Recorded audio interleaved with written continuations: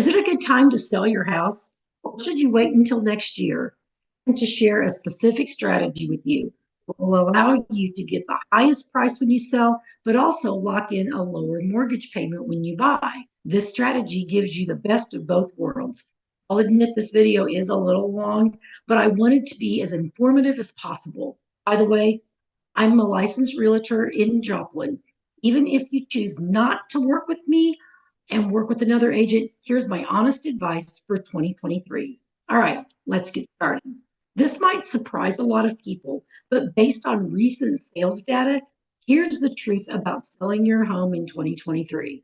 I've narrowed it down to 3 things you need to know before listing your home for sale. I'll be honest, the first is bad news, but the second 2 are good news. I'll start with the bad news, but keep watching all the way to the end of this video because points number 2 and 3 are actually good news. Number 1, the bad news is that interest rates are stinking high. There are 3 dates you need to keep in mind if you're thinking of selling your home this year. September 19th to the 20th, October 31st to November 1st, and December 12th to the 3rd. These are the official dates that the Federal Reserve is meeting to discuss raising or lowering interest rates. Now, I don't have a crystal ball, but it's safe to say rates will remain high for at least the next months. This is actually an opportunity, and here's why. Normally, people think about low interest rates as being great for buyers, not sellers, because it makes the monthly mortgage payment cheaper. But this also affects sellers because when buyers have access to cheaper money, they're willing to pay a higher price for the home. This, in a nutshell, is what happened in 2021. Obviously, this is a great thing for sellers too. The problem with higher interest rates right now is that when rates were so low during 2021, many people refied at record low mortgage rates. In fact, almost 85% of homeowners have a mortgage rate that's far below the current rates. They're not super excited about moving if they have to give up a 3% mortgage for a 7% mortgage. Duh. This is more than anything what's keeping inventory really low. For buyers wanting to move in Joplin right now, there's just not that many homes to look at. But this is true everywhere, not just here in Joplin. The National Association of Realtors reported that there were just 1.08 million homes for sale last month, compared with 1.92 million during the same month in 2019. In other words, there used to be almost twice as many homes for sale as there are right now.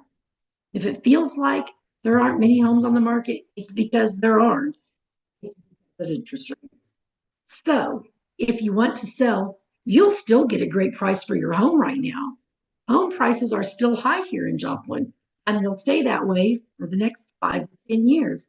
I'll explain why in a minute, which leads me to point number 2, and it's actually really good news. The second thing you need to know, which is the good news, is that home prices are expected to remain stable and probably even increase over the next several years. There's no crash coming. This is good news because it means you don't need to stress out about waiting to try to time the market. One of the biggest mistakes I see buyers make here is they want to wait until home prices come down or wait until interest rates come down. Waiting is not a good strategy. As the old saying goes, don't wait to buy real estate, buy real estate, wait.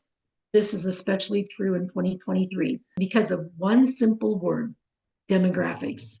The largest generation in American history, millennials, are reaching peak home buying age. This ensures there will be a strong, consistent demand for homes for at least the next 5 or 10 years. In other words, prices aren't coming down. Even when mortgage rates come down, as they are expected to do in 2024, home prices will not come down in any major way. Anything, home prices will probably increase in 2024. This is why you shouldn't wait, because you'll probably pay a higher price. When interest rates become cheaper, people will have more purchasing power, and this will bid up the prices of the homes. I fully expect to see crazy multiple offer situations again in 2024 when mortgage rates come down. Unfortunately, it will probably feel like 2021 all over again. Brings me to my third point. The third thing you need to know is a specific prediction for 2024. Interest rates will come down, but competition will go up for homes. This means that it could be harder to buy a home next year than it is this year, even though rates could be lower. That's because there will be more competition.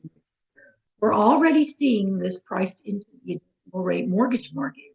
Usually, you get a better deal in the short term on adjustable rate mortgages, but that's not really true right now. That's because even the mortgage investors know that rates are likely to be lower next year. This is why the specific strategy I'm recommending is to buy or sell your home this year, lock in today's home prices, then simply wait until next year, 2024, to refinance the mortgage at a lower rate. This gives you the best of both worlds. You can lock in today's home prices before they continue to increase next year. And when interest rates drop, you can refinance to a lower rate. Let me know if you have any questions. My cell number is 417 438 5018.